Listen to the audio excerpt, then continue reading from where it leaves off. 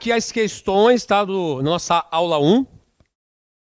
Questão 5. Uma instituição europeia, ao analisar demonstrações contábeis de entidades brasileiras com a finalidade de realizar investimentos, tomou conhecimento de que os relatórios financeiros publicados no Brasil possuem diversos atributos, entre eles as características qualitativas fundamentais da relevância e da representação fidedigna. A respeito dessa situação hipotética, julgue o próximo item. Se uma demonstração contábil analisada tiver valor confirmatório para a investidora, então a característica da relevância estará presente na informação? Certo ou errado? A questão está certa, né? Que nós falamos que a relevância é um atributo que trata da capacidade da informação influenciar no processo de tomada de decisão. Ou ela tem caráter preditivo, confirmatório ou ambos, né? Só o fato de ter confirmatório já é, né, característica de relevância. Ok aqui? Então, questão certa. Oi? Não entendi. Tem duas? É mesmo, rapaz. Passa batido. Então, a 5-1 nós fizemos, né? 5-1, né? Essa aqui não fizemos não? Essa aqui? Essa aqui a gente fez, né? Primeira etapa. Fez não? Não, tudo bem, aqui, ó. Ah, tá. A gente fez aqui, né? Tá certo, tranquilo. Então tá, ó, a 5-1, né? As demonstrações contábeis das sociedades anônimas de capital fechado têm de ser elaboradas de acordo com as mesmas normas aplicáveis às sociedades anônimas de capital aberto que são expedidas pela Comissão de Valores Mobiliários. O que vocês acham? Ou seja, vocês acham que a empresa de capital fechado tem que ter as mesmas normas de empresa de capital aberto? Não, porque as empresas de capital aberto são regidas pela lei das SAs. E na maioria das vezes, essas SAs são capital aberto, têm características específicas que elas são reguladas pela CVM, né, que é justamente a Comissão de Valores Mobiliários. Então, essa aqui está errada e essa aqui está certa. 6. Relacione as características qualitativas de melhoria de informações financeiras úteis e suas respectivas explicações. Está lá. 1. Comparabilidade. 2. Capacidade de verificação, que é a verificabilidade. 3. Tempestividade. 4. Compreensibilidade. Bom, tá lá. Permite aos usuários identificar e compreender similaridades e diferenças entre itens. Estaria vinculada a qual característica? Comparabilidade, né? Comparabilidade justamente é para comparar se tem similaridades ou diferença entre os itens, né? Então esse cara aqui seria número 1.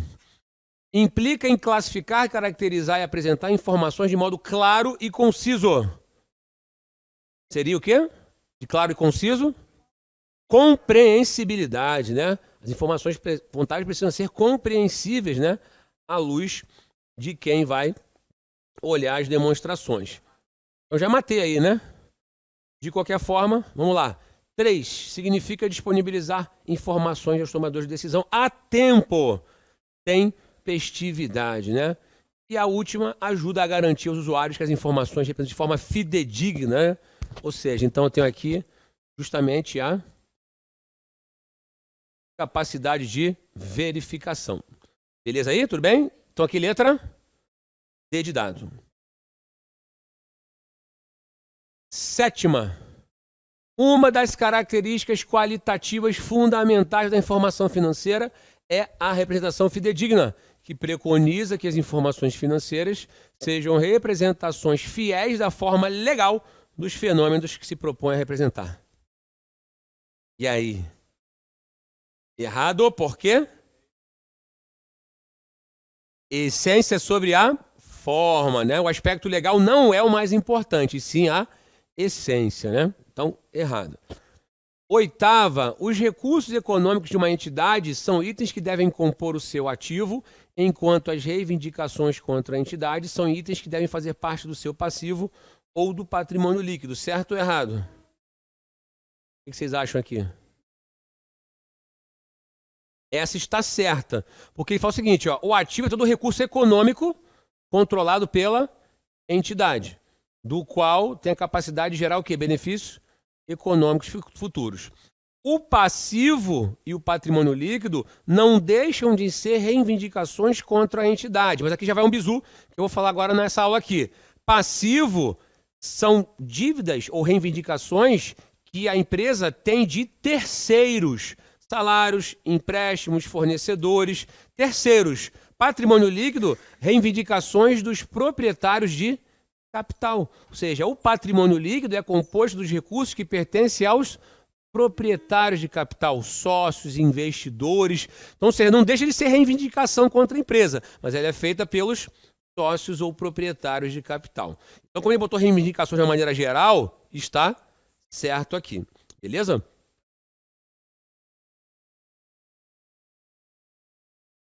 Reivindicações contra a empresa que não atendam às definições de passivo. Ou seja, se eu tenho uma reivindicação contra a empresa que não seja uma obrigação presente, levar de eventos passados, de transferir um recurso econômico, como é que seja uma reivindicação, é patrimônio líquido. Por isso que ele falou reivindicação de uma maneira geral, entendeu? Então ele falou, a reivindicação pode ser passivo ou patrimônio líquido. Só que se atender aos critérios de passivo, vai ser passivo. Se não, vai ser patrimônio líquido. Se a gente for parar a pensar, eu vou até explicar melhor isso agora aqui nessa aula de patrimônio. Nós temos uma empresa. Vamos imaginar, nós abrimos uma empresa. Nós abrimos uma empresa com a perspectiva que essa empresa nos dê o retorno. Então, eu reivindico a minha parte que eu investi. Consegue perceber isso? Através do quê? Distribuição de lucros, dividendos, papapá. É uma reivindicação que eu faço. Né? Só que, ao mesmo tempo, eu não posso botar uma faca no pescoço da empresa. Por quê? Porque a primeira tem que pagar quem? Terceiros. Quando sobra, paga os proprietários de capital. Eu não pode pagar os proprietários de capital primeiro. Né? Por quê? Porque, cara, eu tenho ali obrigações que são legais, obrigações contratuais, né, que eu preciso, primeiramente, atender terceiros. Se sobrar alguma coisa, vai para os sócios ou investidores. Consegue visualizar isso? Né? Então, por isso que fala de reivindicação, de uma maneira geral. Beleza? Tá? Oi? Fica do mesmo lado, mas também por ser ele ser uma origem de recurso, que a gente vai falar sobre isso aqui. Mas não deixa de ser uma obrigação da empresa. Só que é uma obrigação com os próprios proprietários de capital, né? 9. Se qualquer um dos 3 critérios abaixo for satisfeito, é possível reconhecer um passivo, obrigação. A gente já tem a obrigação de transferir um recurso econômico, obrigação presente, e existe como estado de eventos passados. O que vocês acham aí? Qualquer um ou todos?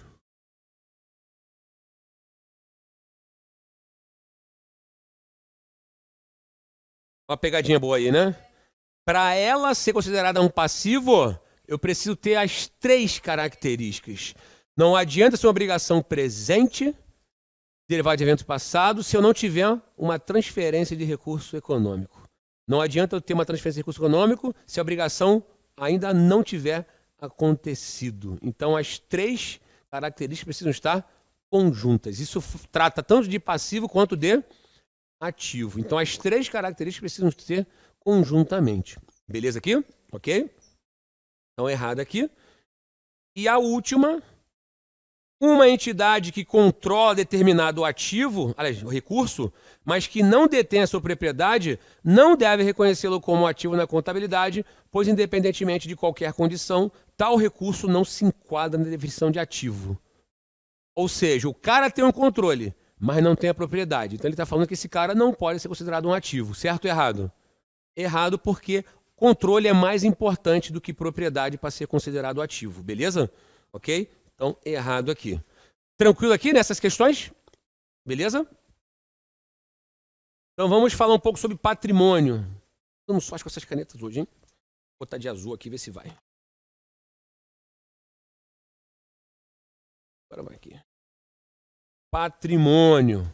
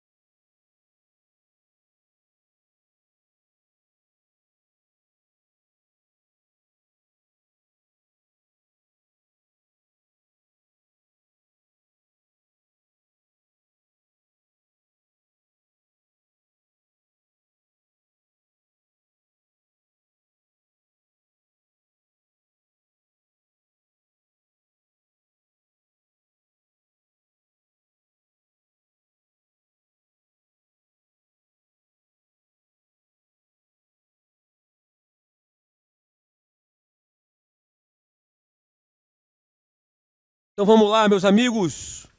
Brincar um pouquinho de números aqui para vocês agora, para quem gosta de números, né? Mas é importante a gente entender agora esse conceito. Nós falamos que o objeto de estudo da contabilidade é o patrimônio, certo? Maravilha?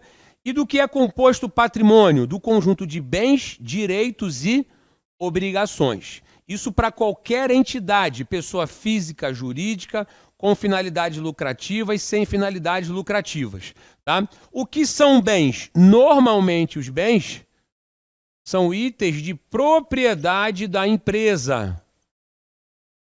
Ok? Um estoque, uma máquina, um veículo, ou seja, ela tem a propriedade.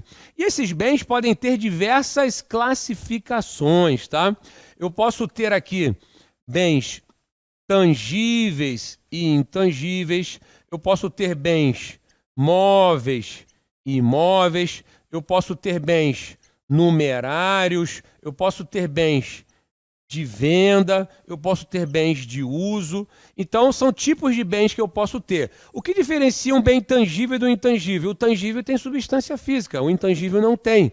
Por exemplo, o software, vocês conseguem visualizar o software? Não consegue. Uma marca, uma patente, conseguem? Também não. Então, são itens intangíveis, né? Móveis e imóveis. Imóveis conseguem se locomover, né? Um estoque, um veículo, uma máquina. Agora, um terreno se locomove?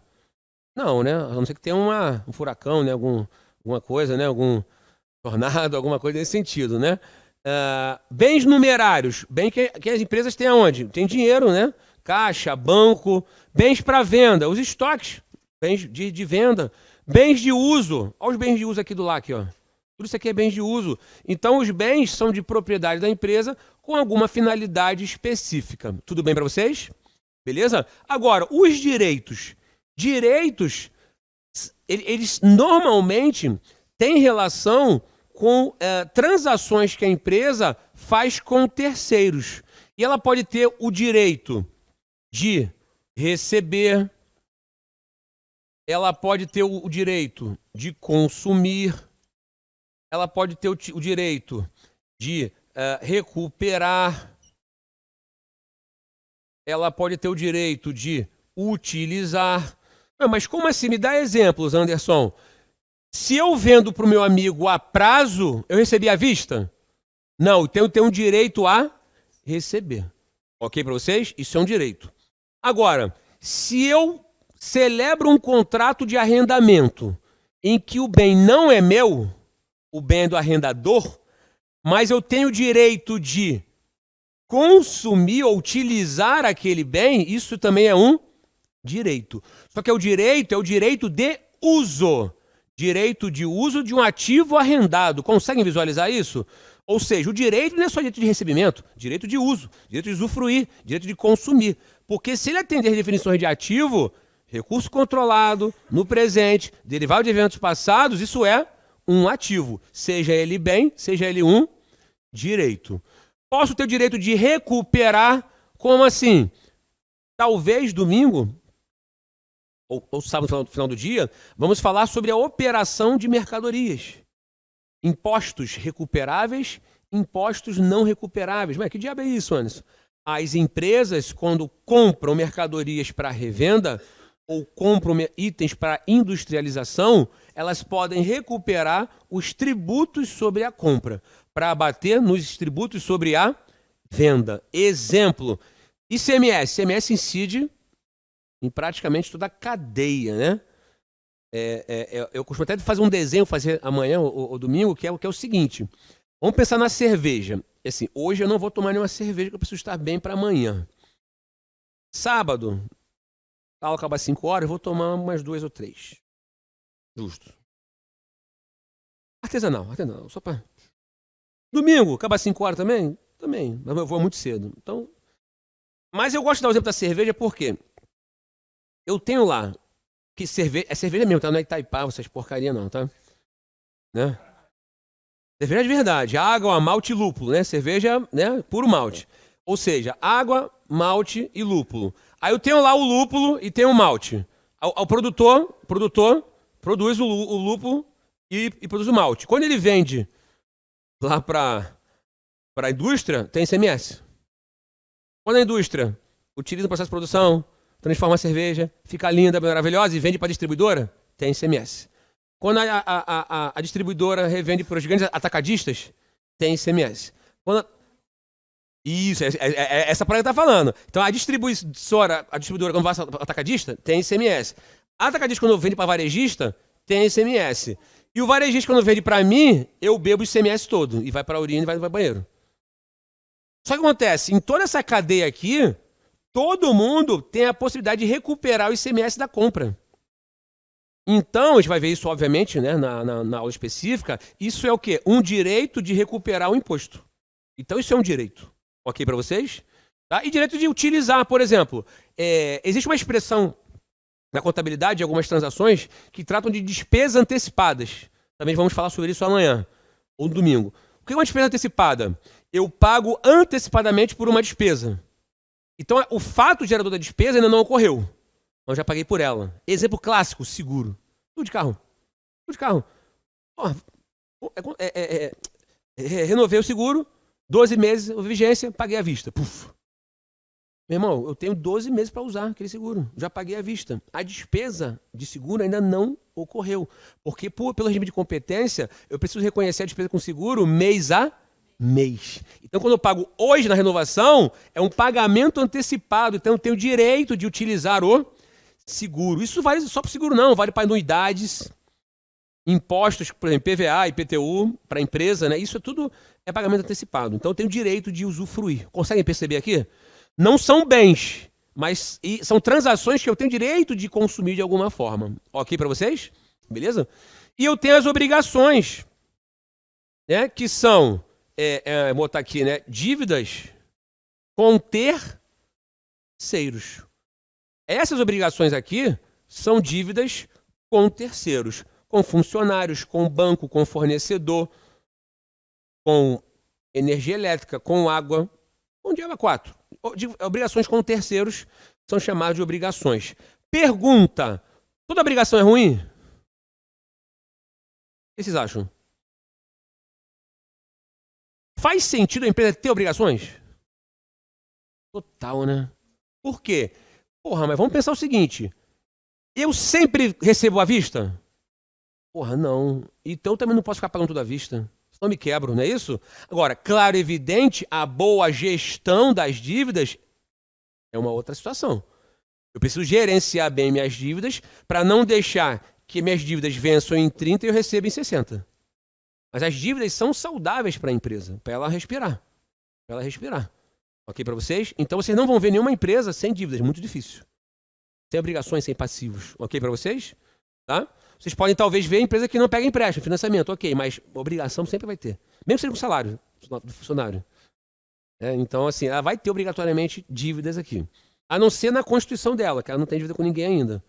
Só com os proprietários de capital, mas ela não é obrigação. Já faz parte do patrimônio líquido que a gente vai ver daqui a pouquinho aqui. Até aqui, bem para vocês? Beleza? Tá? Então, os bens mais os direitos são os ativos da empresa. E as obrigações com terceiros são os passivos. Então, o que sobra nessa equação é a situação líquida ou chamada de patrimônio líquido. E o patrimônio líquido é a parte que efetivamente pertence aos proprietários de capital. Por exemplo, na nossa sociedade aqui, ó, nós dois, o recurso que está aqui é nosso, nós vamos dividir aqui. Mas se tiver prejuízo, também a gente vai dividir, não tem jeito. Mesma coisa, né? Não é só nas glórias, né? Então, ou seja, a equação fundamental da contabilidade são duas. Uma, bens mais direitos menos obrigações é igual à situação líquida, né? Ou ativos menos passivos é igual ao meu patrimônio líquido. Mas vamos jogar o passivo para o outro lado. Se eu jogo o passivo para cá, olha o que eu tenho. Bens mais direitos igual a obrigações mais situação líquida. Ou ativos vai ser exatamente igual ao somatório de passivos mais o patrimônio líquido. Por que isso? Porque vamos pensar o seguinte. Vamos imaginar que nós dois vamos abrir uma empresa, né? Colocamos 100 mil reais na empresa. Pergunta que não quer calar. 100 mil reais não é origem de recursos? que vocês acham aqui? Esse R$ 1.000 que não foram originados dos sócios da empresa? Então, o patrimônio líquido, ele é conhecido como origem de recursos. Aí vamos imaginar que a gente abre uma academia. Inclusive, eu tô 2 semanas sem malhar, porque, né, me veio na cabeça agora aqui. Eu falei, pô, vou malhar esse final de semana em Cuiabá. Eu falei, mas que hora? Que se eu dou aula até às 5? Não sei se tem academia que abre... Hã? Aonde? É muito longe daqui? Muito longe? É. 24 horas? A cita diária? Cita diária, sabe dizer? Hã? Tô aqui no Paiaguás. É Smart Fit, mas ali... Mas não deve fechar cedo.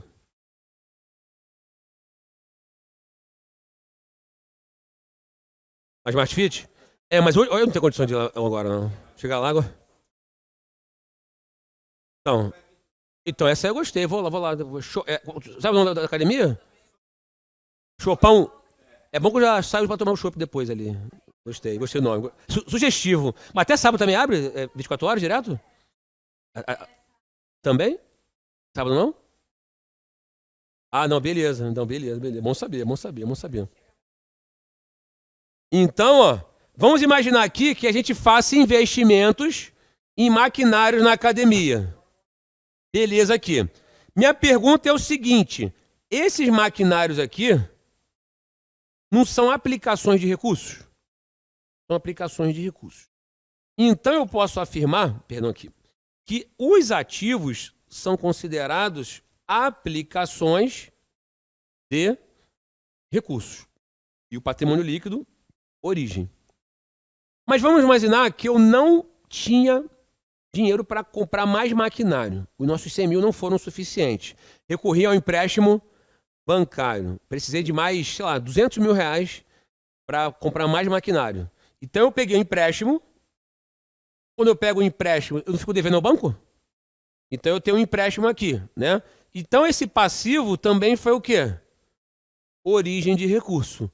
E essa aplicação vai ser direto nos equipamentos da empresa, que continua sendo a aplicação de recurso aqui. Então olha que interessante.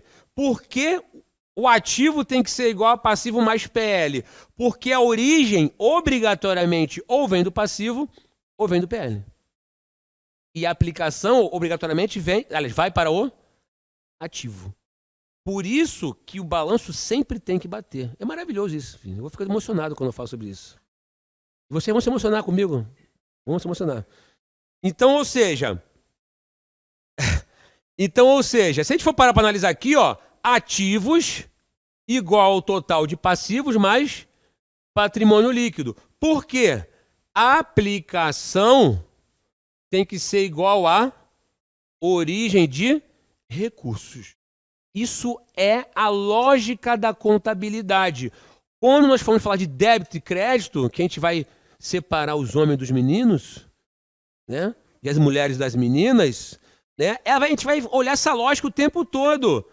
Por quê? As aplicações de recursos, sem querer ficar antecipando muito o assunto, são contas de natureza devedora. Vocês vão entender por que amanhã. E as origens de natureza credora.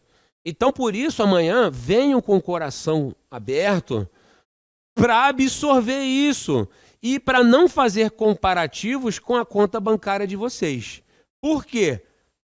Dormem com essa aqui. Banco é ativo, certo? Banco é ativo. É um ativo que eu tenho. Ou é um bem ou direito, né? Na conta bancária de vocês, quando entra dinheiro, entra o quê? A crédito. Na contabilidade entra a débito. Por quê? Porque banco é uma conta de aplicação de recursos e ela tem natureza devedora. A gente vai falar sobre isso amanhã. Mas por que devedora? Porque se ela é aplicação, ou ela deve ao passivo, ou ela deve ao patrimônio líquido. É lindo demais isso, gente. Com mais cervejas depois da aula, isso aqui fica mais lindo ainda. Se alguém quiser tomar uma cerveja depois da aula amanhã, eu topo, tá? Porque...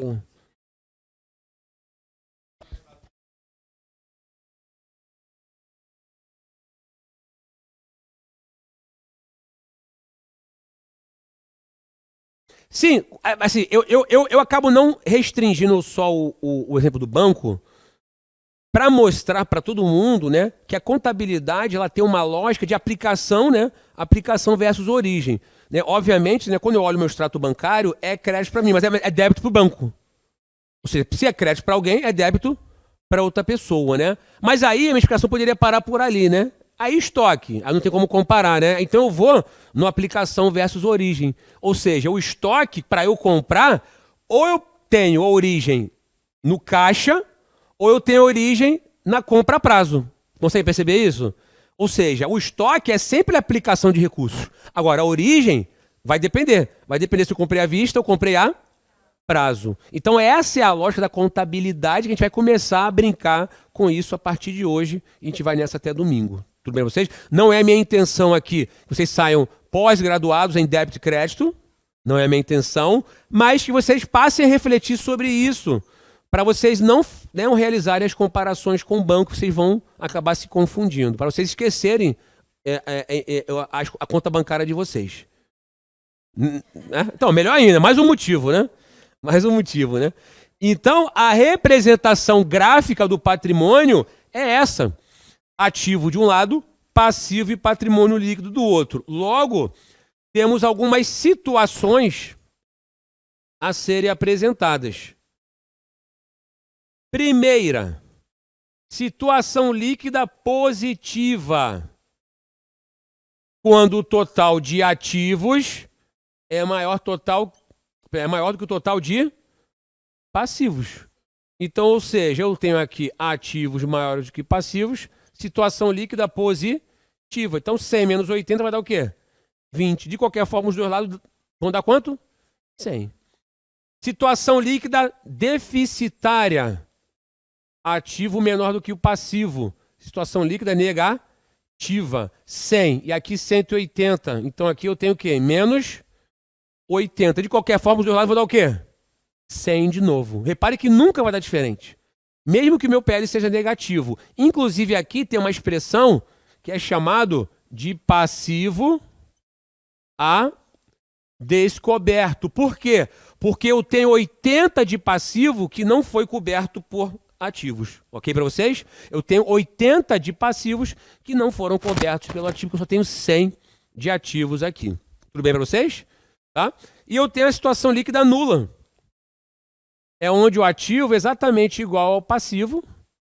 Aqui é nula.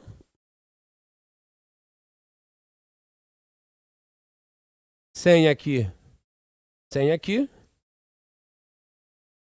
Então aqui é igual a zero. Porra, mas tem PL zero? É que na verdade o que aconteceu?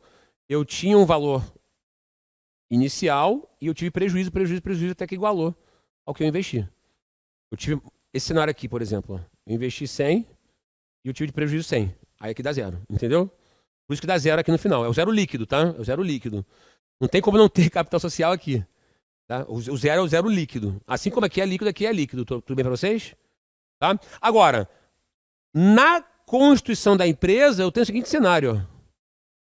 Somente na constituição da empresa. Ativo é igual a PL.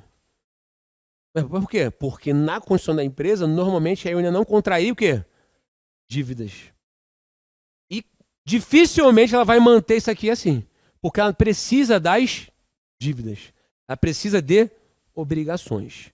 Ok para vocês aqui? Conseguem visualizar isso? Tá? Aí um ponto importante. Anderson, qual é o maior valor que o PL pode assumir? Qual é o maior valor que o PL pode assumir? Valor do ativo. Quando eu não tenho dívidas. Pô, por que você está perguntando isso? Chove questão disso. Exemplo. Pô, o ativo é diretamente relacionado ao PL, né? Ou o PL é diretamente relacionado ao ativo, né? Tá certo ou errado isso?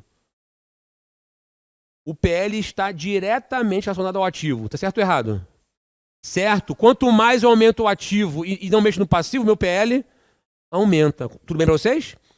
Agora, o passivo é inversamente proporcional ao PL. Quanto mais passivo eu tenho, menor o PL. Consegue perceber isso? Então isso é questão de prova, cara. Isso cai. Pode parecer bobagem, mas isso cai em prova. Tá? Então essa é a equação matemática assim, do patrimônio. Até aí tudo bem para vocês? Querem fazer uma pergunta? Fiquem super à vontade. Pontos importantes. Passivo aqui também pode ser conhecido como passivo exigível e também chamado de capital de terceiros. PL, chamado de passivo não exigível, muitas das vezes, e chamado de capital próprio. Por que passivo exigível? Quando eu devo a terceiros, terceiros vai me exigir. Se eu contrato um empréstimo, vocês acham que o banco não vai cobrar? Claro que vai cobrar.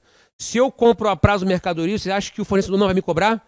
Claro que vai cobrar. Se eu contrato um funcionário e não pago, você acha que o funcionário não vai me cobrar? Claro que ele vai me cobrar. Então, toda obrigação de terceiro é chamada de passivo exigível. Ele é exigível pelo terceiro. Ok para vocês? E por que o patrimônio líquido é chamado de passivo não exigível? Porque é uma reivindicação contra a empresa, mas que pertence aos proprietários de capital, sócio, investidor, mas ele pode exigir da empresa somente se ela der lucro. Se ela não der lucro, vai para exigir o quê? Vamos imaginar, desculpa, seu nome qual é? Verônica, nós dois abrimos a empresa e a empresa, aí contratamos um administrador e o cara não dá resultado, só dá prejuízo, quando dá lucro é muito pequeno, e a gente fica revoltado e nós dois vamos acionar a justiça, querendo receber retorno sobre o investimento. Aí vai que um juiz maluco olha aquilo ali e aí te pede 300 mil reais cada. Aí um juiz maluco olha, ganho de causa de Anderson e Verônica. Quem vai pagar? A empresa. Mas quem são os sócios? Sou eu. Quem vai pagar os 300 mil para mim mesmo? Nós mesmos. Olha que maluquice isso. Faz sentido isso? Claro que não. Então, patrimônio líquido é um passivo não exigível. Ok para vocês aqui? Tudo bem? Tá? E por que a expressão capital de terceiros? Porque eu comentei com vocês o quê? Passivo e PL são origem de recursos. Logo, esses recursos são obtidos através de capital de terceiros. E se o patrimônio líquido também é origem de recursos, só que proveniente dos proprietários de capital, é chamado de capital próprio. Por que eu estou falando isso? Porque dependendo da banca, eu tenho uma forma de pedir isso.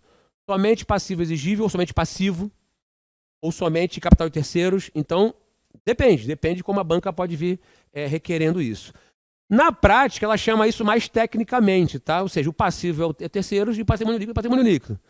Mas nunca se sabe. Eu nunca posso botar a mão no fogo por uma banca específica. Até que tudo bem, gente? Ok para vocês? Beleza? Deixa eu ver o que a gente pode mais falar sobre isso aqui. Opa! Porque tá falando aqui, ó, se qualquer um dos critérios abaixo for satisfeito, é possível reconhecer um passivo. Na verdade, eu tenho que atender os três. Obrigatoriamente os três. Eu preciso ter a obrigação presente de transferir um recurso econômico futuro, transferir um recurso econômico derivado de eventos passados. Se atender a somente um dos três, não é passivo. Então, mas é que tá. Ele tá falando qualquer um dos três. Entendeu? Ele precisa atender os três. Ou seja, os três juntos. Não basta um, não basta dois. Tem que ter os três. Beleza? Ok?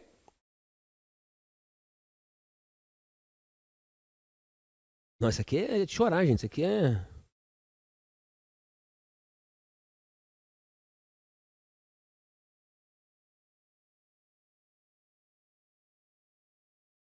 Desculpa, qual a pergunta? A pergunta? Aqui? Aham. Não. Aí eu já passei dessa aqui. Vou até apagar aqui. O nulo é só quando é zero, Essa aqui é a situação só quando a empresa se constitui.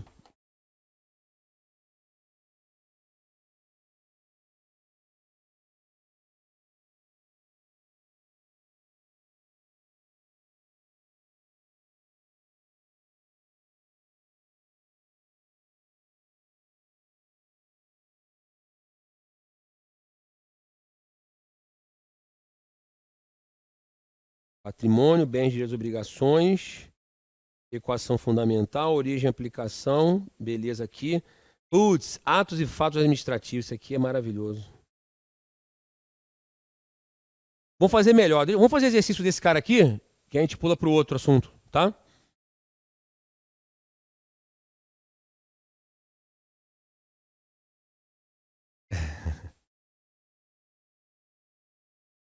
Ó, não durmam tarde não, não vão ficar vendo Pantanal, não.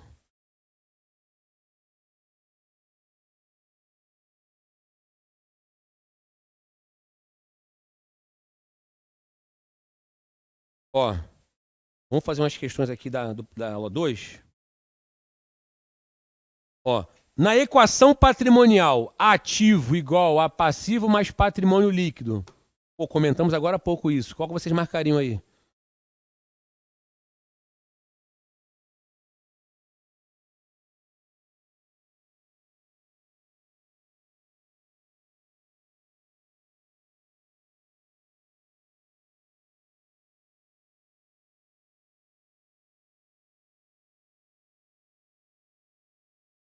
E aí?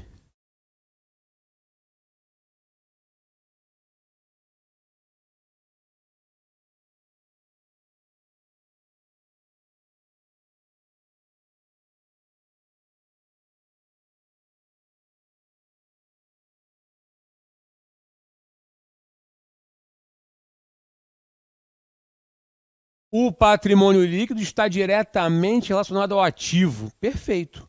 Por quê? Qual é o maior valor que o PL pode assumir? É justamente o valor do ativo. Quanto maior o ativo e o passivo continua a mesma coisa, maior o PL. Quanto menor o ativo, né, em relação ao passivo, menor o PL. Então, a relação do PL e o ativo, relação diretamente proporcional. Tudo bem para vocês aqui? Beleza? Número 2. A situação patrimonial líquida em que o total de passivos supera o montante do patrimônio líquido é denominada passivo a descoberto. Certo ou errado? E aí, o que vocês acham aí, meus amigos?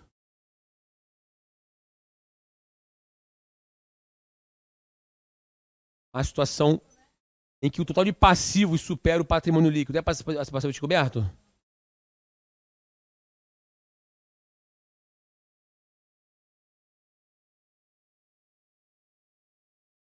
Então, no primeiro momento, eu sugiro que vocês façam até o quadrinho aí, ó. Por exemplo, o que está falando aqui é o seguinte, ó. Vamos botar um exemplo hipotético aqui, né? Ativo, passivo e PL. Ele está falando aqui o seguinte, esse cara aqui é maior que esse, não é isso? Ah, 80 aqui e 20 aqui. Então aqui só pode ser o quê? 100. O fato do passivo ser maior que o PL significa passivo descoberto? Não necessariamente. Ok para vocês? A questão é, o passivo descoberto tem que ser o passivo maior que o ativo. Ou seja, teria que ser isso aqui, ó, 180 e aqui menos 80. Ok para vocês? Então, no primeiro momento é bom fazer esse quadrinho para vocês irem testando, né, essa parte teórica. Ficou claro aqui para vocês? Beleza?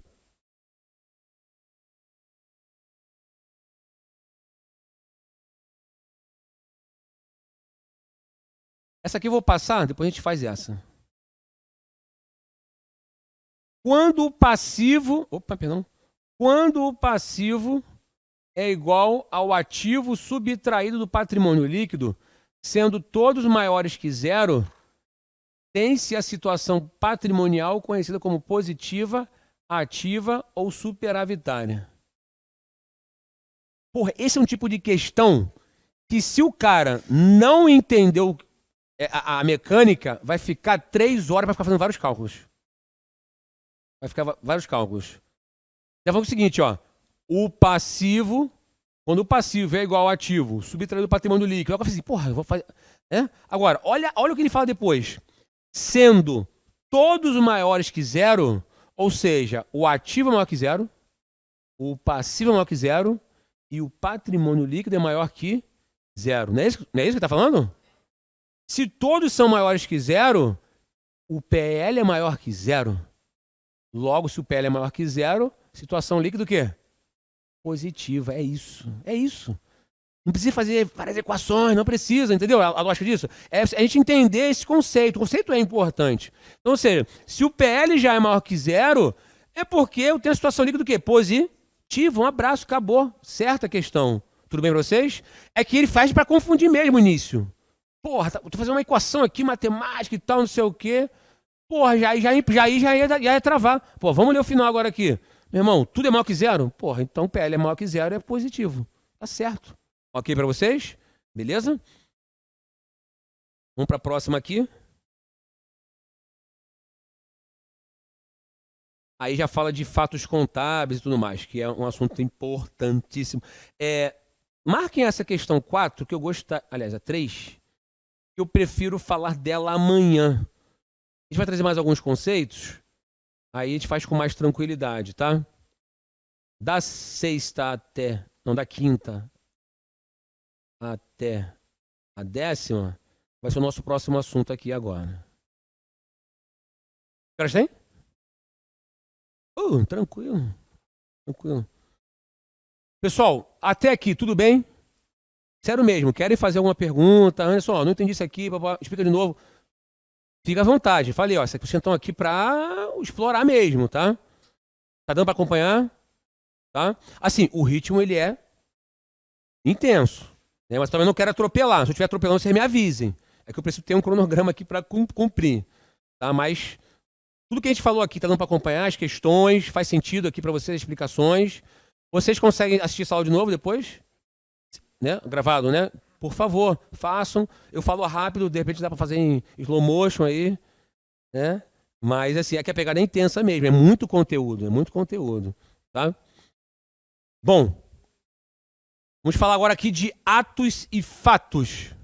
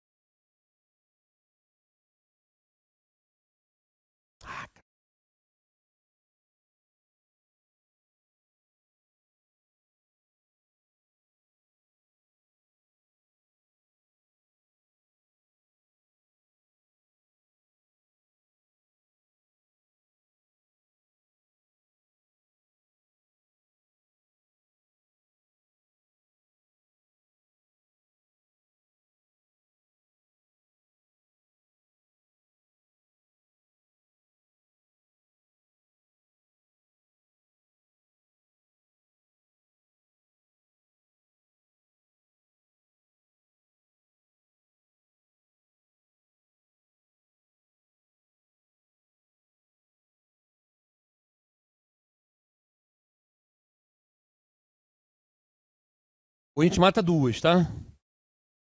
Eu acho que esse é o último assunto da aula 2. A gente mata. Hoje é o nosso último assunto aqui. Aí amanhã eu prefiro do zero, que amanhã a minha ideia é matar 2, 3 e 4. Não, 3, 4 e um pouco dá 5. No domingo, um pouco dá 5, 6, 7. Vocês vão ver que na outra vez foi assim mesmo. O pessoal não vai dar tempo. Vai dar tempo, vai dar tempo. Chegou lá, 5 para as 5. Ainda fiquei brincando. Eu vou escrever devagar agora. E vamos lá. Não sei o que. A gente consegue gerenciar bem o tempo aí.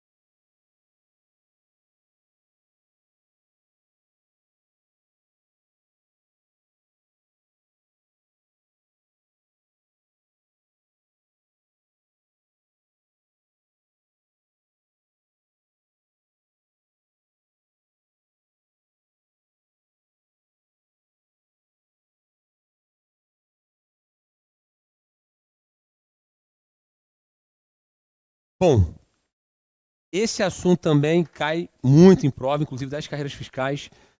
Cefaz Ceará 2021, 3 questões envolveram esse assunto. Tá? Então, não posso também perder essa questão aqui. Tá? Por que eu falo que não posso perder? Porque isso aqui está todo mundo estudando já há muito tempo. Isso cai para todos os concursos. O que faz perder ponto normalmente são os CPCs. Tá? Que a gente vai trazer com mais intensidade na avançada, porque isso é novidade para muita gente. Essa parte aqui, embora para muitos seja novidade, mas tem muita gente estudando há muito tempo. Para tribunal, para carreira policial, isso cai e chove em prova. Né? Então, esse tipo de questão aqui a gente não pode dar esse mole de errar. Tá? Então, vamos lá. Atos e fatos administrativos. Qual é a diferença? Atos administrativos acontecem a todo momento na entidade. E não necessariamente eu preciso reconhecer na contabilidade. Então, por exemplo, eu vou lá, eu sou dono de uma empresa, eu vou criar lá um decreto, lá, uma portaria, em que meus funcionários podem fazer 2 vezes de home office durante a semana. Isso é um ato administrativo? Esse ato necessita ser reconhecido na contabilidade?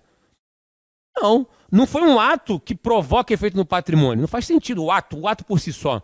Ou seja, então não faz sentido. Por exemplo, a minha empresa vai ser fiadora de uma outra empresa. Significa dizer o seguinte, a outra empresa vai contrair um empréstimo, né, não tem bens em garantia, eu coloco a minha empresa como fiadora, se ela não vier a pagar, eu vou arcar com o pagamento, não é isso? Mas o contrato de fiança, de ser fiador, impacta o meu patrimônio? A princípio também não, só se ele não pagar a dívida, não é isso? Então, os atos administrativos, por eles poderem provocar futuramente impactos no patrimônio, não necessitam de serem registrados na contabilidade. Não tem essa obrigação. Na contabilidade pública tem, foi o que eu falei, mas na geral não tem. Por quê? Porque elas têm apenas natureza de controle. Se forem registradas, seriam em contas de... se forem registradas, né? São chamadas de conta de compensação. Não impacta o meu patrimônio, não faz sentido ela ser registrada. Agora, o que é registrado? Um fato administrativo, porque ele provoca efeito no patrimônio e possui obrigação de ser reconhecido. Esses fatos administrativos originam os fatos contábeis, que nós vamos falar quais são os aqui. Tá? Ou seja, o que é um fato administrativo que gera um fato contábil? Uma compra de mercadorias. Não impacta o meu patrimônio? Uma venda que eu faço não impacta o meu patrimônio? Uma contratação de empréstimo não impacta o meu patrimônio? Por entrar dinheiro? Ou seja, então fatos alteram o patrimônio, são registrados na contabilidade. Atos nem sempre têm a necessidade de serem reconhecidos. Ok para vocês? Tá? Então, vamos lá. Então, esses fatos administrativos originam os fatos contábeis e vou segregar esses fatos contábeis em fato permutativo, fato modificativo e fato misto. Agora, um ponto importante. Anderson, você está me dizendo que os fatos administrativos provocam efeito sobre o patrimônio e precisam ser reconhecidos na contabilidade? Sim. Agora, todos os fatos contábeis são originados de fatos administrativos? Não. Por quê? Vamos imaginar um estoque. Um estoque que pegou fogo. Esse estoque que pegou fogo não impactou o meu patrimônio? Teve ação administrativa ali? Não. Precisa ser o quê? Reconhecido. A perda precisa ser reconhecida. Um roubo, né? Uma enchente.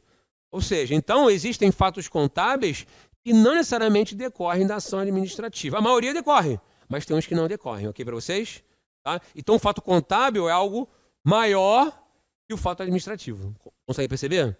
Ok para vocês? Que os fatos administrativos geram os fatos contábeis, mas nem sempre os fatos contábeis são originados de fatos administrativos. Beleza? Recebi uma doação de um terreno. Não aumentou meu patrimônio? Claro que aumentou. Teve alguma ação administrativa ali? Não, recebi uma doação. Alguém, uma caridosa, resolveu me dar um terreno. Né? Então, ou seja, é um fato contábil que não decorreu de um fato administrativo. Fica aqui, vem pra cá, tem aqui, ó. Não vai, depois eu vou botar minha culpa que a vista vai piorar não, hein? Bom, Então, quais são os fatos contábeis possíveis aqui? Bom, antes disso, é importante ressaltar que a gente vai falar sobre isso amanhã, né? A gente vai falar sobre contas patrimoniais e contas de resultado. Contas patrimoniais pertencem ao patrimônio ativo, passivo, patrimônio líquido, são contas patrimoniais.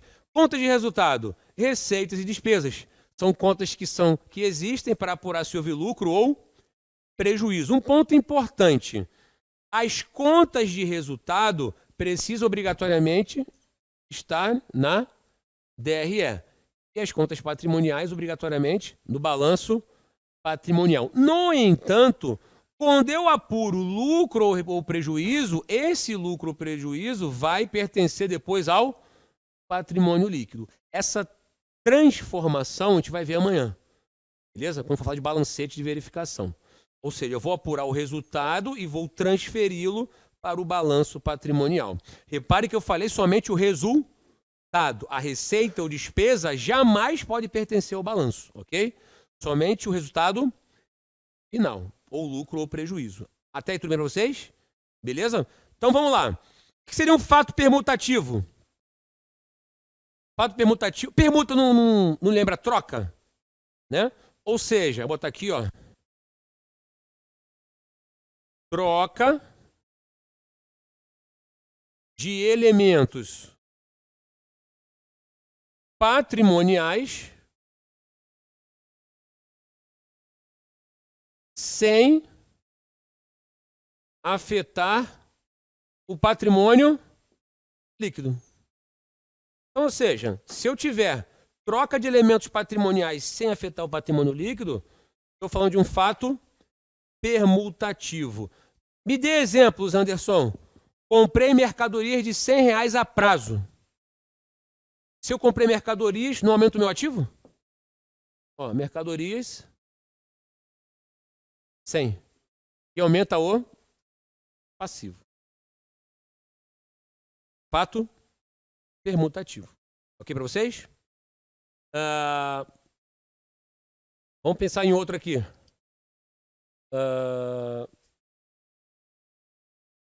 É porque eu estou sem caixa aqui, né? Mas vamos pensar que eu tenha um caixa aqui, ó, capital social. Aqui, ó. Capital social de 100. E aí eu tenho um caixa de 100. Vou pagar esse fornecedor com o caixa, ok? Então, ou seja, paguei aqui, zerou aqui, paguei aqui, zerou aqui. Repare que esse cara continuou intacto aqui, não mexi nada do PL aqui. Consegue perceber isso? Então, ou seja, eu posso ter troca de elementos de ativo, troca de elementos de passivo entre eles mesmos, sem afetar o patrimônio líquido. Inclusive, quando a gente for falar de balanço patrimonial tecnicamente, existem diversas contas aqui no patrimônio líquido, a gente vai estudar sobre elas, que elas podem fazer permutação entre elas mesmas. Por exemplo, a gente vai falar de reserva. No avançado eu exploro mais isso, mas amanhã eu já vou começar a falar um pouco sobre isso. No patrimônio líquido, parte do lucro, eu preciso constituir reservas. Tá? Tem uma reserva que é obrigatória, chamada de reserva legal. É 5% sobre o lucro. Tá? Você tem algumas outras exigências aqui. Então, ou seja, essa reserva, uma das funções dela é aumentar também o capital social. Então, se eu utilizar a reserva para aumentar o capital social, eu não mexo no meu PL. Eu só mexo nas contas que pertencem ao PL. Mas aqui continua de 100. Consegue perceber isso? Então, ou seja, contanto que não haja aumento ou redução do PL, esse cara é um fato permutativo. Ou seja, provoca efeito no patrimônio, mas não provoca efeito no patrimônio líquido. Por que provoca efeito no patrimônio? Porque ora está aumentando o meu ativo, ora está aumentando o meu passivo, ora está reduzindo, mas não provocou efeito no patrimônio líquido, que é o mais importante. Ok para vocês aqui? Beleza? Fatos modificativos. Né? Os modificativos, estes sim,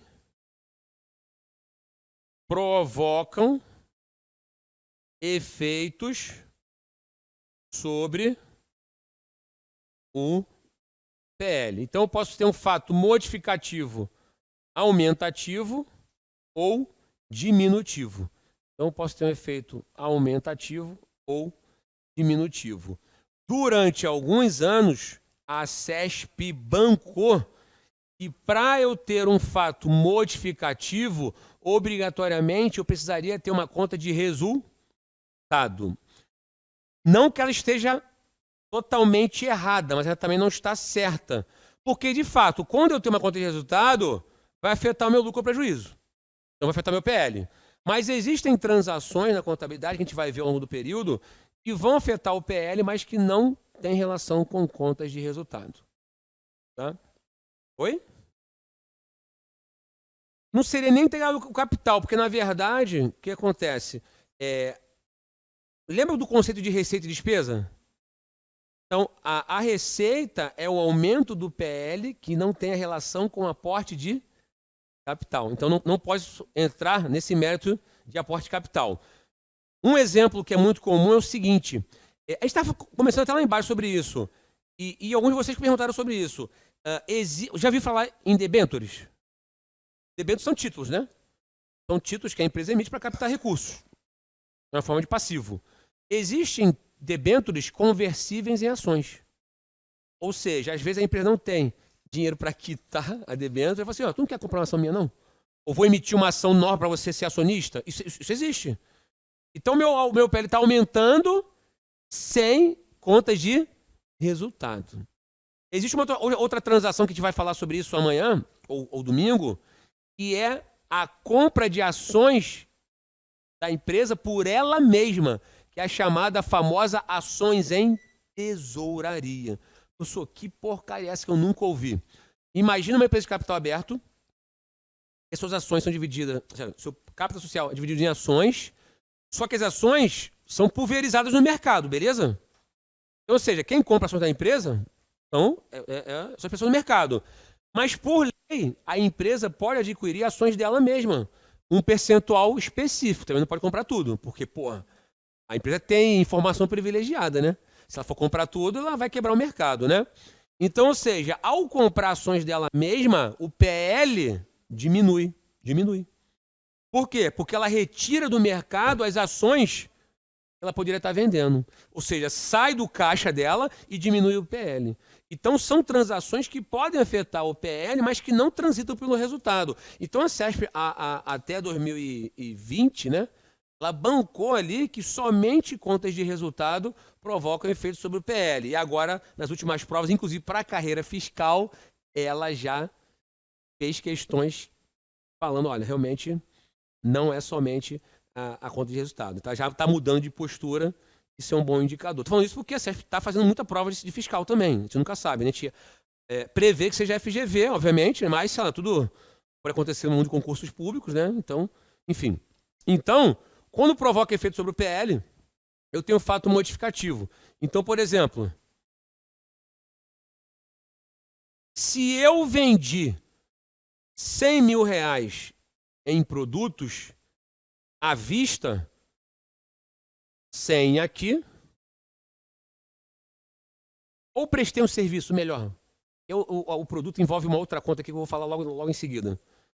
Vamos pensar o seguinte, eu prestei um serviço. De serviço. 100 aqui, Não gerei despesa, lucro de 100. Essa receita foi à vista. Então, aumentou meu caixa em 100. Então, esse lucro aumenta meu PL em 100. Então, meu PL foi para 200. Todo mundo consegue visualizar isso? Vamos no mês seguinte. Não tive receita e contraí uma despesa com salários aí de 50. Então, eu tive no outro mês o quê? Prejuízo. Só que essa despesa com salário foi paga também à vista. Então, eu diminuí aqui, 50 daqui e diminuí 50 daqui. Provocou efeito sobre o PL. Tudo bem para vocês? Então, ou seja, de fato, as contas de resultado provocam efeitos no PL, porque elas provocam lucro ou prejuízo, mas vão ter transações que a gente vai ver ao longo dos nossos encontros que também provocam efeitos no PL, mas que não necessariamente derivam de contas de resultado. Ok para vocês? Beleza? E aonde o pessoal erra muito, que é até comum vocês errarem, né, no primeiro momento, de confundir o fato modificativo com o fato misto. Por quê? Porque no fato misto eu tenho concomitantemente um fato permutativo e um fato modificativo. Ou seja, eu tenho alterações no PL, positivo ou negativo, com troca de elementos patrimoniais com ganho ou perda. Não entendi, Anderson. Vamos lá, vamos fazer esse quadro zero aqui.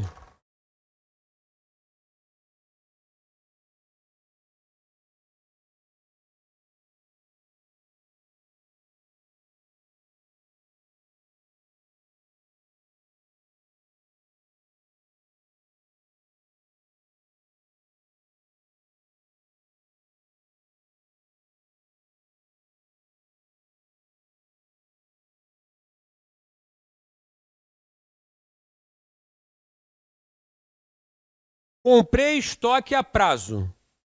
Se eu compro estoque a prazo, o que acontece com o meu ativo? A prazo.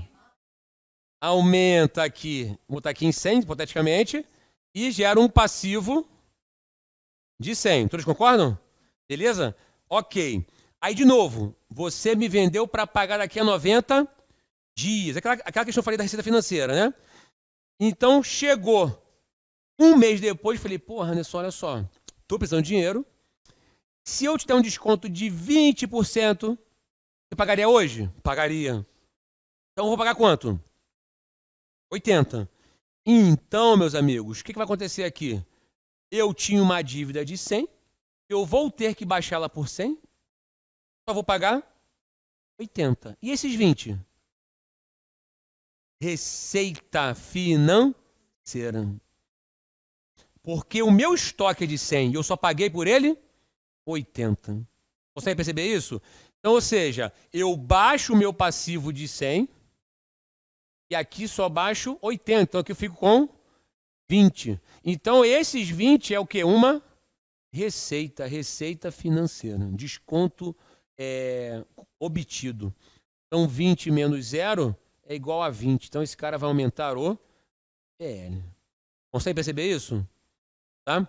Então, ou seja, é um fato misto aumentativo. Ele é permutativo pela baixa da dívida e modificativo pela receita financeira que eu tive. Ou seja, sempre no fato misto haverá a troca de elementos patrimoniais com ganho ou com perda. Aí, essa é a diferença do fato misto para o modificativo. No modificativo, não tem essa questão de ganho ou perda. Não tem. Assim, essa troca de elementos. Não existe.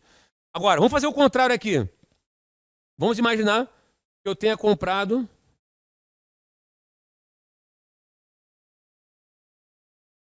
um estoque a prazo por 80. Então, 80 aqui, 80 aqui. Tudo bem para vocês? Eu que iria pagar, não tive condições de pagar no prazo. Aí, não, pelo contrário, vou pagar uma multa, eu vou pagar juros. De 10% que seja. Então, ou seja, esse fornecedor vai ser baixado. Mas não vou pagar mais 80, vou pagar o quê? 88. Então, ou seja, eu estou baixando um passivo de 80, pagando 88 por ele. Então, aqui só vai ficar o quê? 12. Então, aqui vai ser 0 e aqui menos 8. O que é esses 8, Anderson? Despesa financeira, que vai diminuir aqui o meu PL em 8. Consegue perceber isso?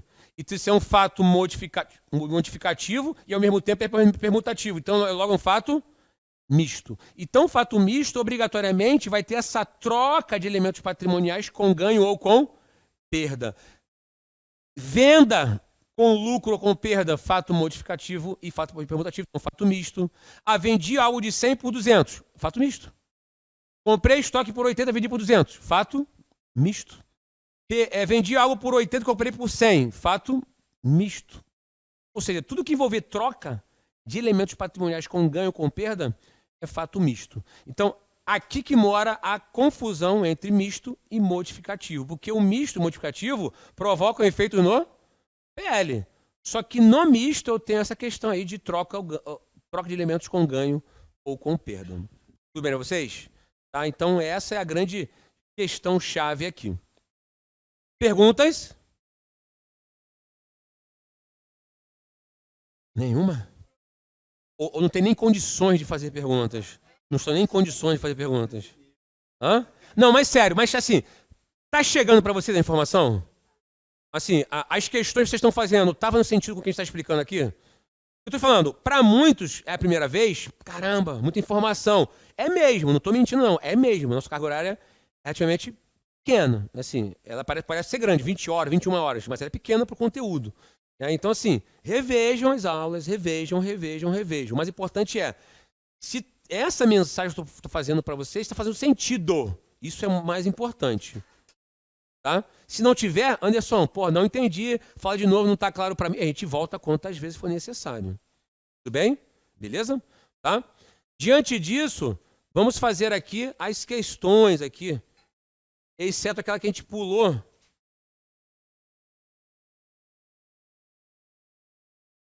Olha aqui, ó. Se não me falha a memória, essas duas questões foram da Cefaz Ceará.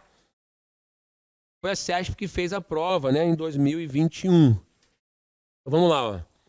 Uma empresa com fins lucrativos prestadora de serviços ao governo do Ceará contratou no dia 1º do último mês um novo funcionário de relações públicas, com salário de R$10.000, mais encargos legais a ser pago no 5º dia útil após o mês de prestação de serviços. Com relação à situação hipotética anterior, julgue os itens seguintes. O pagamento do salário dos encargos do funcionário é um fato contábil misto, com saída de recursos do ativo, baixa de passivos e impacto negativo sobre o patrimônio líquido. Certo ou errado? E aí? Errado por quê? Olha que interessante. Quando nós vamos falar de escrituração, a gente vai falar de escrituração de diversas transações. Uma delas foi de pagamento. O reconhecimento dos salários é uma transação contábil. O pagamento é outra. Então, eu reconheço contabilmente no mês anterior e pago no mês seguinte.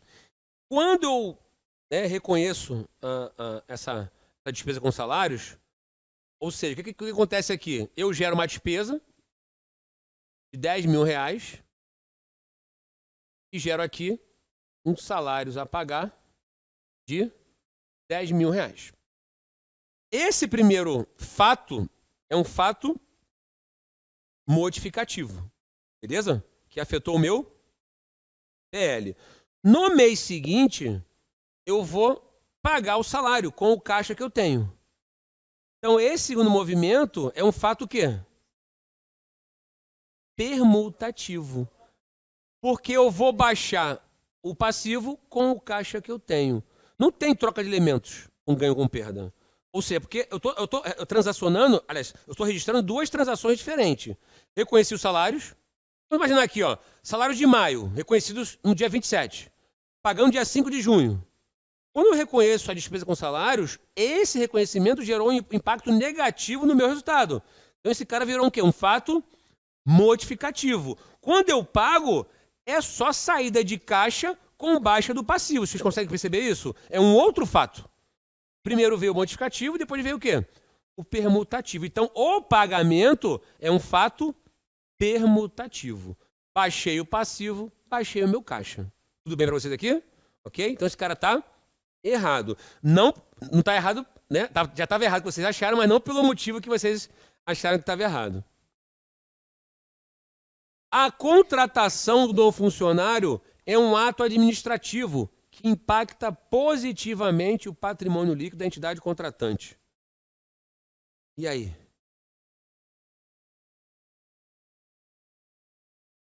O pagamento é permutativo, porque eu baixo o passivo com a baixa do caixa. Agora, quando ele reconhece no mês passado a despesa com salários, é um fato modificativo que eu gero a despesa. Gera despesa, gera um passivo. Para pagar, baixo passivo, baixo caixa. Essa é a lógica. Beleza? Isso, são fatos diferentes. Ou seja, a contratação do funcionário é um ato administrativo? Sim, mas impacta positivamente no PL? Porra, como é que eu vou contratar um funcionário e vai impactar positivamente? Não faz sentido nenhum, né? Na verdade, o ato administrativo nem é para ser reconhecido contabilmente. É um ato. Agora, quando ele começa a trabalhar e ter direito de receber o salário, aí ele gera a despesa. Mas só o ato de contratar, nada acontece. Então, ou seja, está errada por conta disso. Beleza?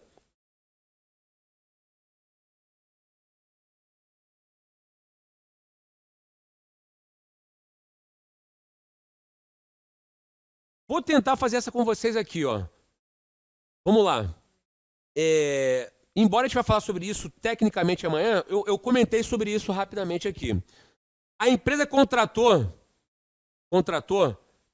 seguro contra incêndio. Lembra que eu falei que quando eu pago antecipadamente seguro, eu gero direito? Eu gero direitos, né? Então, ou seja, vocês concordam então, quando eu pago o seguro antecipadamente, eu saio com o caixa do meu ativo e ao mesmo tempo gero um direito no meu próprio ativo. Todos vocês concordam sobre isso? Então, se eu tenho uma troca de ativos sem impactar o PL, isso é o quê? Um fato permutativo. O que eu não comentei com vocês ainda é o seguinte, vai falar sobre isso amanhã. Na contabilidade, eu tenho os ativos de longo prazo e de curto prazo, que a gente se segrega eles em circulante e não circulante. Aqui é um caso clássico de contratação de seguro com vigência de 3 anos, onde eu tenho parte dele no curto prazo e parte no longo prazo. A gente vai explicar direitinho isso amanhã com mais tranquilidade. Mas a questão é, o fato de eu pagar antecipadamente um seguro, no ato do pagamento, ser um fato permutativo. Por quê? Porque eu saí com o caixa e criei o direito de usufruir do seguro por 36 meses. Então, ó, só troquei um ativo pelo outro ali, não impactou nem meu passivo e nem meu PL. Então, é um fato permutativo. Tudo bem para vocês aqui? Então, a questão está certa. O fato contábil permutativo é aquele que não provoca alterações no patrimônio líquido, nem modifica a composição do ativo circulante. De novo, ativo circulante também, a gente vai entrar nisso com mais detalhes técnicos, são os ativos de curto prazo, que se converterão em curto prazo, em recursos em curto prazo. Ou seja, o fato permutativo não provoca alterações no PL. Essa afirmativa está certa? Até aí, ok. Quando ele fala que não modifica a composição do ativo circulante, aí está errado. Por quê? Porque, na verdade, o caixa é ativo circulante. O estoque é ativo circulante. Então, eu posso trocar o caixa por um estoque. Eu posso comprar estoque dando para ele caixa. Então, ou seja, eu estou alterando a composição do meu ativo. Vocês concordam? Ou seja, não altero o patrimônio líquido, mas altero o quê? A estrutura do meu ativo. Então, ela está errado por esse final. Tudo bem para vocês aqui? Ok? Tá?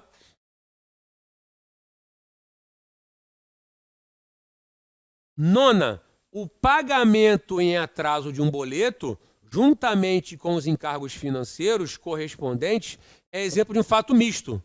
Porra, essa aí tá tranquila, né? Ou seja, eu tinha um boleto de 10 para pagar. Atrasei, vou pagar 11. Porra, então estou baixando a dívida de 10 pagando 11. Prejuízo na operação, fato misto. Ok? Essa certinha aqui, né? Mas cai, cara. Mas cai, é questão de prova.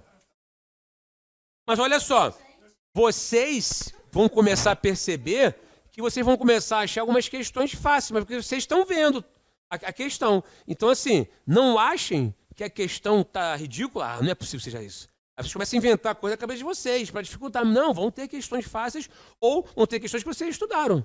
Pronto. Né? E isso faz parte do jogo. Né? Vão ter questões fáceis, questões difíceis. Então assim, confiem em vocês sempre. Se acha que está fácil, está fácil. Vamos nessa. Vamos nessa. Né?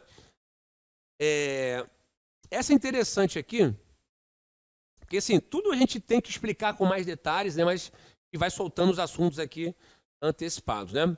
A aquisição à vista de um veículo por R$ 8.000, com desconto de R$ 4.000 negociado no momento da aquisição, seria um fato modificativo aumentativo? O que vocês acham aí? Essa é muito interessante essa questão aqui. Por quê? É isso. É perfeito. O que acontece? Em que momento seria o fato misto? Pô, comprei por 80, aí o cara falou o seguinte, ó, se tu antecipar, eu te dou um desconto de 4.000. Aí eu paguei 76 por uma dívida de 80. Ele negociou no ato lá, não, se eu pagar à vista, 76. Porra, o custo dele foi 76. Então o ativo entrou por 76 e a saída de caixa saiu por 76. Consegue perceber o lapso temporal como é diferente? Se a nota sai por 80 e depois eu pago 76, aí eu tenho um fato misto aumentativo. Agora, se ele consegue o desconto da negociação, nós chamamos esse cara aí de desconto incondicional, desconto comercial. Desconto na loja, na hora, meu irmão. Então, ó, vem comigo, 76, puf, fato permutativo. Aumentou o meu veículo em 76 mil e diminuiu meu caixa em 76 mil. Tudo bem para vocês? Beleza? Tá? Opa!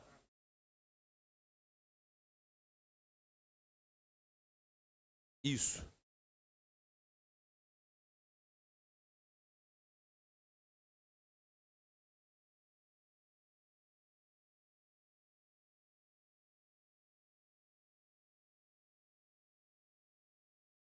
Então, a nossa contabilidade, a nossa legislação não permite valorizar ativos não monetários. O que se chama de ativos não monetários? Imobilizados, intangíveis de uma maneira geral. Até mesmo estoques. Tá?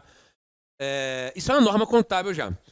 Tanto que se você for no imposto de renda, meu carro valorizou, minha casa valorizou, você não pode botar essa valorização no seu imposto de renda. É custo de aquisição, no máximo acrescentando benfeitorias. Por que isso? Porque a Receita Federal está de olho no ganho de capital. Ou seja, você comprou um carro 50, vendeu por 70, ganho de capital de 20, tributa sobre os 20. Ela não te permite valorizar ativos não monetários, que são imobilizados, estoques, intangíveis. Existe a mensuração de valor justo, que a gente vai falar sobre isso. Alguns itens sofrem alterações a valor de mercado, mas não são todos os itens, não. Vou falar um pouco sobre isso, um pouco aqui, mas mais no avançado. Tá? Agora, a desvalorização é permitida. De estoques e de imobilizados, intangíveis. Também a gente fala no avançado. Vai falar do tal do impairment.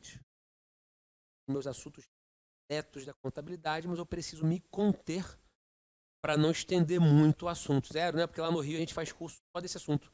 São 9 horas só desse assunto. Arrendamento, 9 horas de... Então, assim, eu preciso ser muito objetivo aqui. Né? Então, eu posso desvalorizar, mas não posso valorizar. Beleza? Tá? Opa! É um fato permutativo. Entrei com 76 mil na conta veículos e diminuí 76 do caixa. Tá?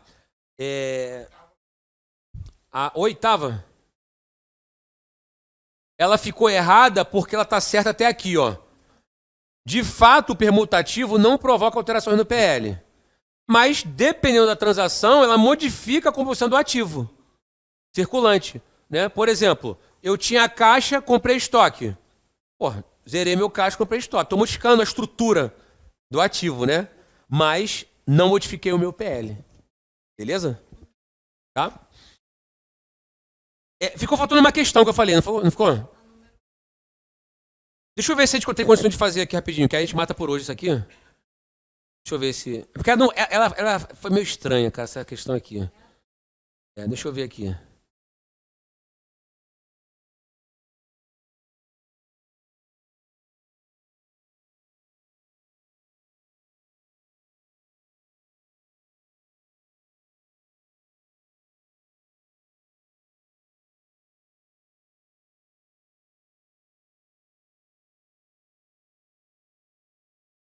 Que horas tem aí? Que horas tem? 20 para 10? Vamos fazer só essa última aqui pra gente fechar? Tudo. E aí a gente fica sem pendência pra amanhã. Assim, uma questão meio chatinha essa questão, tá? Então vou ter que... não, é sério mesmo, ela... Assim, ela não foi fácil de ser compreendida mesmo, não. Vou ter questões assim também na prova, tá?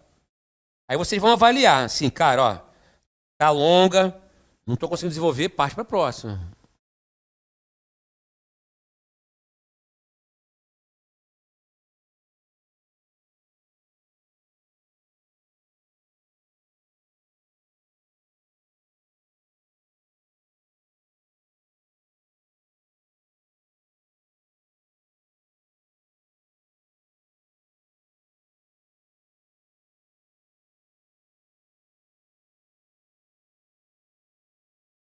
Aqui é o seguinte, é a interpretação mesmo, não tem jeito. Ó, no dia 1º de março de X1, 2 sócios investiram cada um R$10.000 na empresa. No mesmo mês, adquiriu R$20.000 em mercadorias. Vamos botar aqui, ó.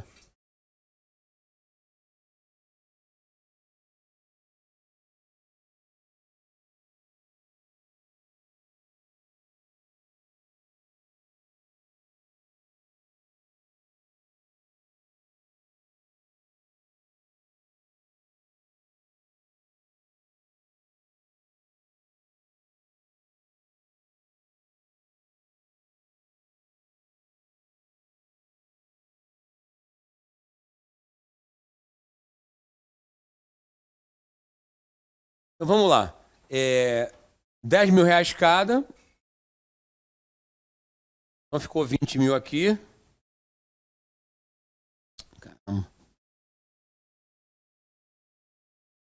Não falou aonde. Vou botar no caixa aqui, tá? Ele não falou aonde, vou botar no caixa aqui. Vou botar capital social, R$20.000 no caixa. Aí logo em seguida, o que ele faz? Ele compra R$20.000 em mercadorias. 50% desse valor a prazo, certo? Então, ou seja, pegou mais 20.000 aqui, ó, em mercadorias. 20.000 em mercadorias. Qual o percentual a prazo? Então aqui, ó, 10.000 para pagar fornecedores. Logo, 10.000 saiu daqui, certo? Ok para vocês? Estou fazendo aqui as transições, né? E gastou R$5.000 em instalações em um imóvel que havia alugado por R$3.000. Então, o que ocorre aqui? Ela alugou um imóvel, né, por R$3.000. Esse aluguel, na verdade, ele é uma despesa. Ok para vocês aqui? Tá? E esses R$5.000 aí, que é de instalações, ela acabou ativando esse cara. Tá? Então a despesa aqui de quanto? Não, de 3.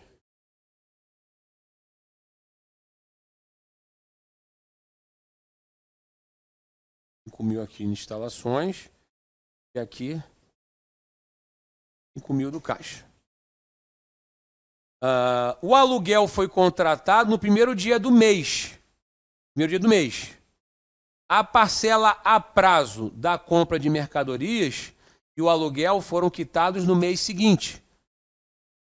Esses foram os únicos eventos com impactos patrimoniais realizados no referido mês. Quer saber o seguinte, a situação patrimonial da entidade era 17.000 em março? Ou seja, 0 menos 3 vai dar o quê? Menos 3. Prejuízo aqui de menos 3, 20 menos 3.000 vai dar o quê?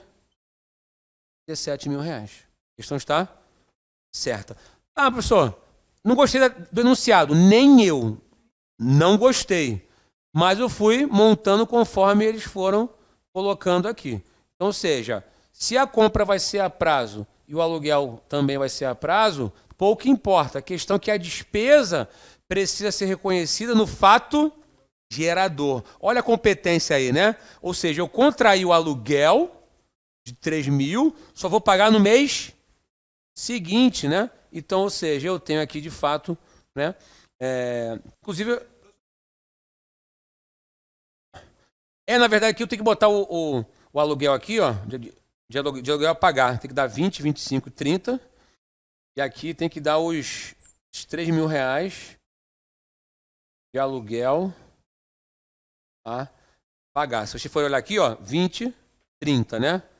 13, 17. Tem que dar 30 do lado. Porque o aluguel vai ser pago o quê? No mês seguinte. A instalação só do próprio caixa.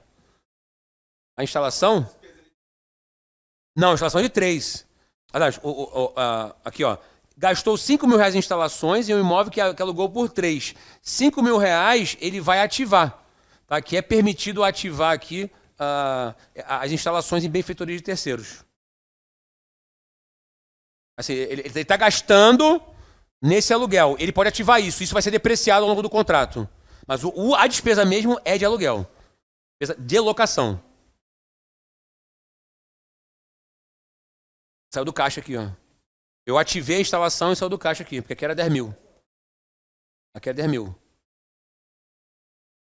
Não é uma despesa. Não é despesa. Sim, sim. Existe uma conta do ativo imobiliário, que a gente vai falar sobre isso mais pra frente, que é benfeitorias em imóveis de terceiros. Ele é ativado. Ele é ativado. Aí, o que ocorre quando acontece isso? Normalmente, quando eu ativo isso, o que acontece na troca?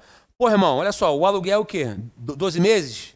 Eu faço a benfeitoria aqui, ó, eu vou te pagando a diferença. Tem essas jogadas, entendeu? Então, ele ativa isso aqui e tem um benefício de alguma forma sobre isso. Tá? Isso é super comum. Mas os 5 mil aqui não é despesa. Não é despesa. Ele é benfeitoria imóvel de terceiros. Tá? Porque é muito comum o seguinte, ó. Pô, faz uma obra aí pra mim, eu vou te descontando do aluguel. Então isso é um direito. Acaba sendo um direito. O direito de quê? De usufruir daqueles 5 mil reais em algum momento. Tá? Assim, aqui eu antecipei esse assunto, né? Mas essas benfeitorias em imóveis de terceiros são ativadas. São ativadas porque elas vão gerar algum tipo de benefício ou pela redução de saída de caixa, né, que normalmente ocorre, né? Ou pela diminuição de passivo. Né? Então, assim, eu tenho essa possibilidade aqui. Mas a despesa é só de aluguel. Só dos 3 mil reais. Tá? Mesmo assim, eu não gostei da questão, não, tá? Tô tentando justificar aqui, mas mesmo assim, eu não gostei da questão, não.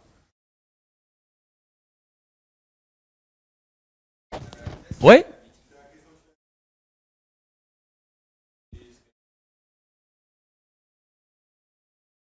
Se ela falasse de reconhecimento de... Sim, sim.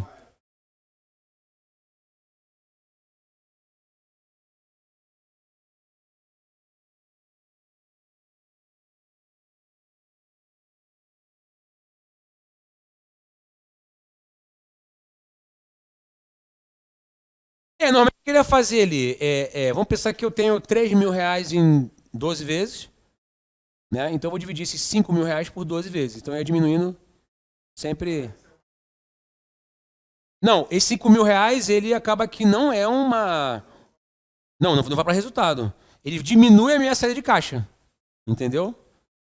E diminui a saída de caixa. Então, ao invés de pagar 3, vou pagar 2,5 ou 2,400. Aí eu vou tirando de um e colocando no outro. Então, ou seja, eu tenho o direito de usar aquela benfeitoria para diminuir o caixa a ser pago pela empresa. Então, assim, eu acabei que entrei num assunto um pouco mais avançado, mas para mostrar para vocês, principalmente a questão da competência.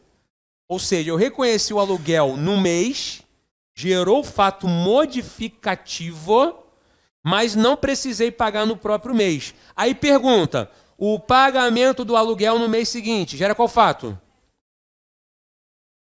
Fato permutativo, porque eu baixo o aluguel a pagar e baixo o meu caixa. Ok para vocês? Tá? Então, ou seja, repare então que a competência ela é o fato gerador, independe do recebimento ou independe do pagamento. Beleza?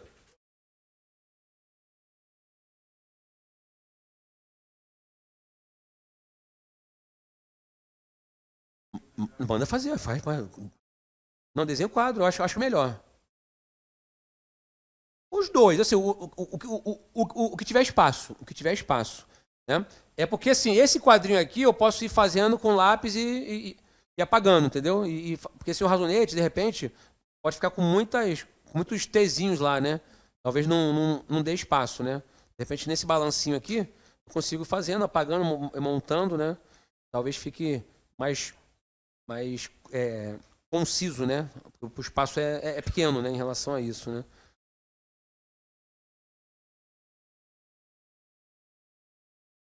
Se ele paga o mês de março, eu não teria esse cara e aqui teria R$2.000 só. É? O quê? Fala pra mim. Diga.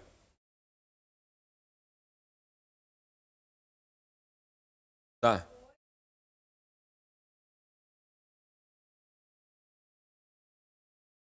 R$30.000 aonde? Não, de qualquer forma, os dois lados são 30.000, né? São 30.000. São 30.000 aqui, ó. É porque quando eu joguei a despesa aqui, eu tinha esquecido de botar o aluguel a pagar. Aí eu botei por último. Né? Mas porque ele tava sem esses três aqui.